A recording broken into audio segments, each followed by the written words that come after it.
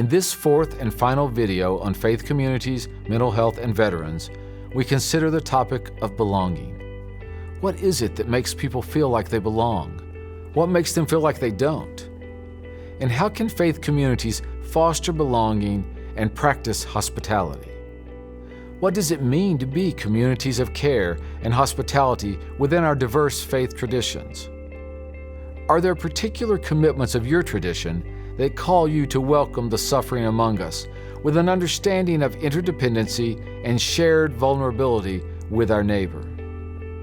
We will explore these and related questions by examining the experiences of persons who can often feel like outsiders, those with mental health problems, as well as veterans returning from military service. We trust that this video will spark some creative thinking on this topic, and we sincerely thank you for taking the time to intentionally consider this issue as part of the culmination of this video series.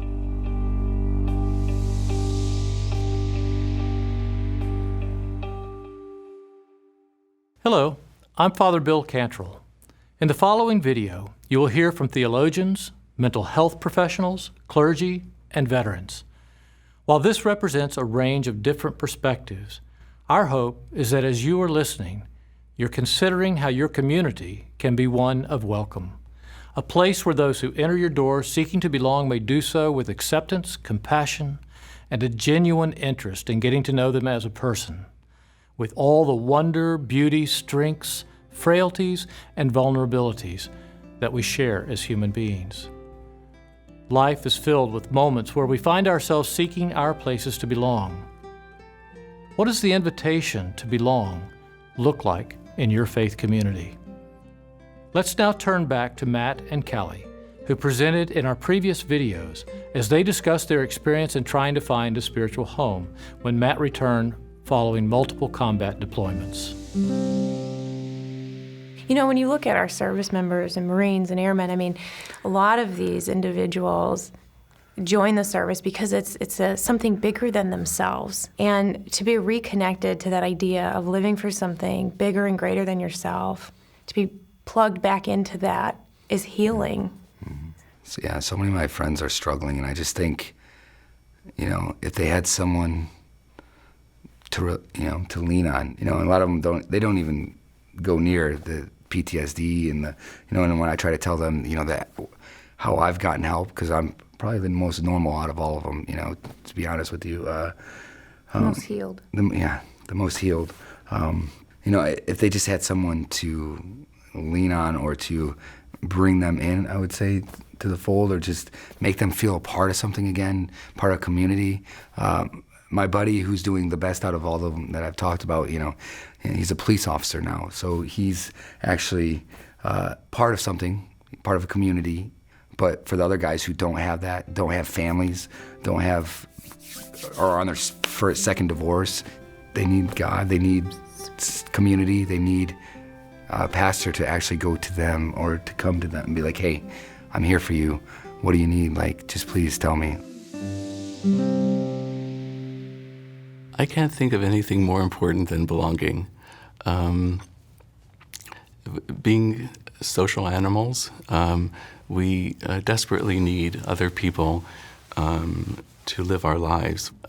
From a Jewish standpoint, healing happens within community. And I mentioned earlier that the tradition says that you take away 1/60th of someone's suffering.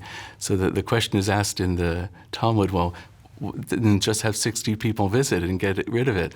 And the answer is that indeed that could work, but only if they loved him like themselves. So I think that on the micro level, an individual who's going through suffering needs to know that there's a safety net of a community willing to catch him or her. And there are so many people who are not connected, and we really need to make bridges to them and create doorways, openings that they can find their way without feeling like they have to, we would say in our community, stop eating shrimp or take on observances that they're not ready to accept. And really be there as people. Synagogues need to provide what people need. We have created a society of perfectionism. that everyone needs to be a perfect Muslim or perfect believer. And if you're not a perfect believer, then you're a sinner, then you're an outcast, that you don't belong. And what that does, it creates many problems. It creates the anxiety and the fear of being judged. I'm not good enough. I'm isolated from the community. I can't be part of them because I'm not a perfect Muslim. I can't go to the mosque because I don't pray 5 times a day. I can't go to the Muslim Student Association because I don't have a long enough beard or I don't cover my hair. I think we focus a lot on the fear of God and God's wrath. But I think as chaplains, we're supposed to reframe that. Almost every part of the Quran, which we call a surah, every surah of the Quran begins with, in the name of God, the most gracious, the most merciful, right? So if someone is scared about being judged, then you say, look, the Prophet Muhammad himself said every son of Adam commits errors, but God loves those who come to him with their sins. He wants you to come. As much as we lie to ourselves about how good we are, I think there is a deeper still sort of an awareness, a soul-haunting question, really, that says, if you really knew me, where I don't let people go, if you really knew me, I don't think you'd be wanting to have a conversation with me. The gospel turns that on its head, because the truth of the gospel is that you belong even before you knew that there was something to belong to. It's not something you earn. So the question of belonging is the foundation upon which we have to keep coming back to that. And especially for people who are prone to live in the face of their shame and self-doubt, to hear the gospel declared in such a way that at last you've come home, I've been waiting. The parable of the prodigal in Luke 15 is the gospel in miniature, and I'm convinced that that's why it's one of the most powerful stories that even secular culture still recognizes.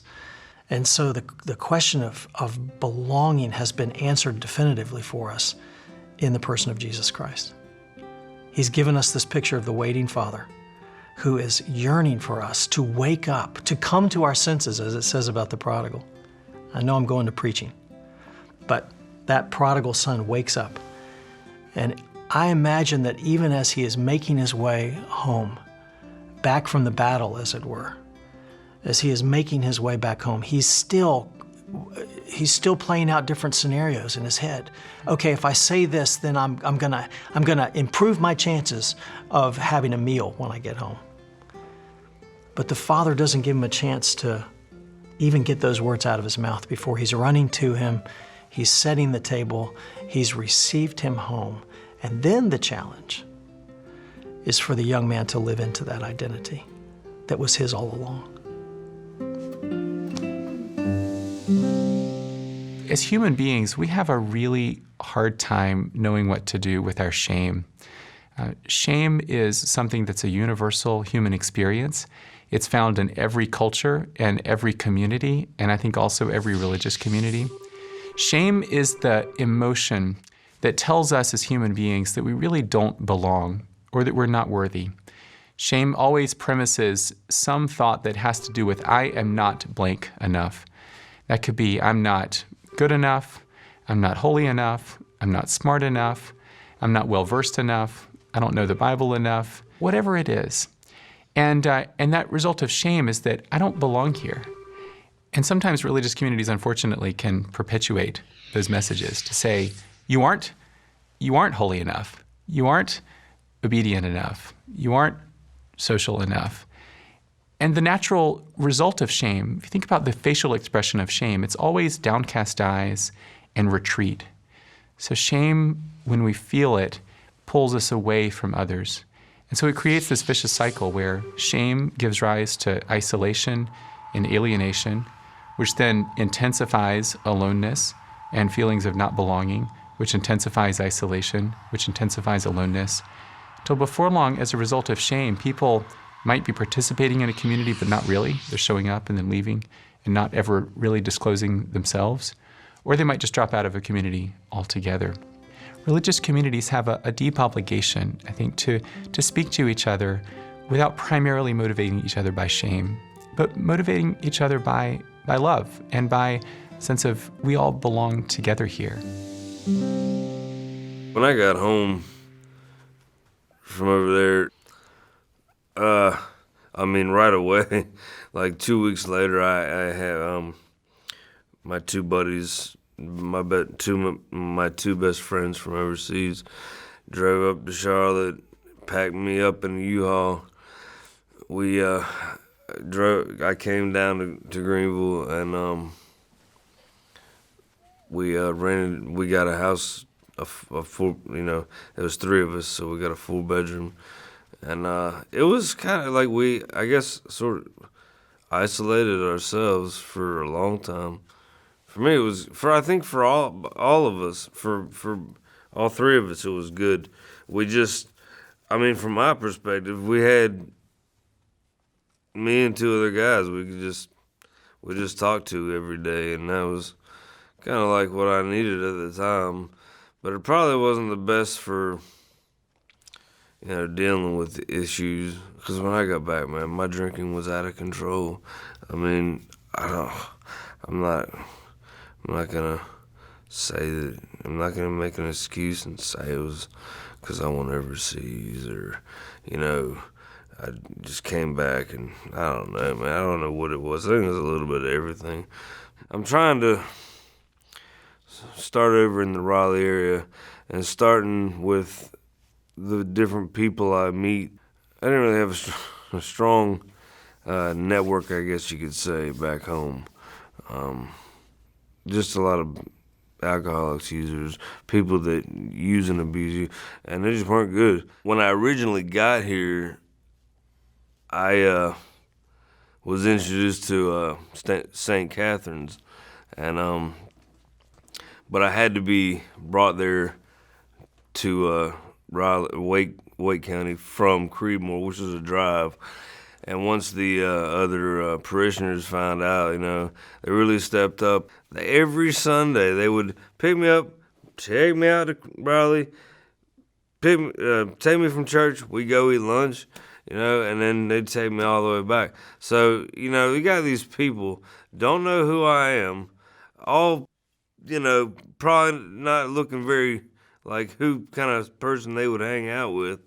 And, they're sitting there picking me up 45 minutes away, taking me to their church, spending time with me, taking me and then they would take me to lunch every day. This happened for like almost a year. It has been really helpful to get to know, I've gotten to know three of them pretty intimately. They've invited me to their home, made me dinner. They take me out to eat every Sunday, and I can tell there's this, a sense of belonging, like they trust me. It's good to feel like that. For the faith community to communicate, there's a place that you belong. I do believe that helps to eliminate maybe the intensity to the degree some will suffer, because it can take away some of the feelings of alienation, isolation. People can understand no matter what it is that I'm dealing with, they'll love me, they'll accept me, they'll allow for me to come. I can be a part of this faith community, even dealing with the afflictions that I might be dealing with. I can remember a young lady telling me that she knew of another young lady in the congregation who suffered from panic disorder. And when she would have her panic attacks, she invited her to call her at whatever hour, whatever time. If she could get to the telephone, she said she would. And she told me about these opportunities when the young lady is on the phone just in full-blown panic attack. And she would stay on the phone with her until it was over. I think that's what it looks like when the faith community can say, we understand enough about what it is that you are dealing with that we can figure out how to position ourselves alongside you. I think from a faith perspective, belonging to a community is when you feel that the community has your back. If you're going through happy times, hard times, sad times, that you know there is a support group waiting for you. And maybe even before you can even tell them, they're asking you how you're doing, and you're able to freely communicate that, yes, I am going through a hard time right now. And you have the permission to do so without feeling judged or being awkward or in a situation where it's uncomfortable. And they also feel the reciprocity, and that if they feel that they're being checked in on, and if they had a problem, they could go to someone. Whether that means that they have a flat tire and they need help in fixing the flat tire, they need help moving, they're going through a divorce, they're celebrating their child's birthday or graduation. All these wonderful sociological and community feelings are there, and they're exemplified through these interactions. In our present mental health Sunday school class, one definition of health is belonging. And our teacher raised the idea that could someone who ongoing experiences a pretty severe mental health illness, can that person be considered to be healthy? And his answer was yes. If that person is able to be in community, to have connections, to have relationships, to offer gifts, to be part of a community, I think that's what we can offer, is that you are not alone, even if I don't understand. All of our presenters have commented in different ways about the potential for reconciliation when we are willing to enter a relationship, to listen, and to get to know the person as opposed to seeking to know what they've done or what has happened to them. The challenge is to motivate those who enter our doors with love, rather than shame or judgment. Once they experience our community as trustworthy, as a place to call home, they may much more easily begin the process of reconciliation and healing. A lot of times congregations, especially in the Christian context, talk about being inclusive communities and wanting to include people with mental illness. To be inclusive, to be included, you just have to not be turned away. So if I live with schizophrenia or PTSD or depression and I come to a church and nobody stands at the door and turns me away, then that congregation is an inclusive community. But it doesn't mean that anybody's going to talk with me once I get there. It doesn't mean that anybody's going to interact with me or ask me anything about myself. The difference between inclusion and belonging is that to belong, you need to be missed when you're not there. Somebody needs to say, I miss you. Your absence diminishes us in some way because you belong to us and we to you. This is deeply rooted, of course, in Christian teaching about the church as the body of Christ with interdependent members that are known to each other in our vulnerability with each other.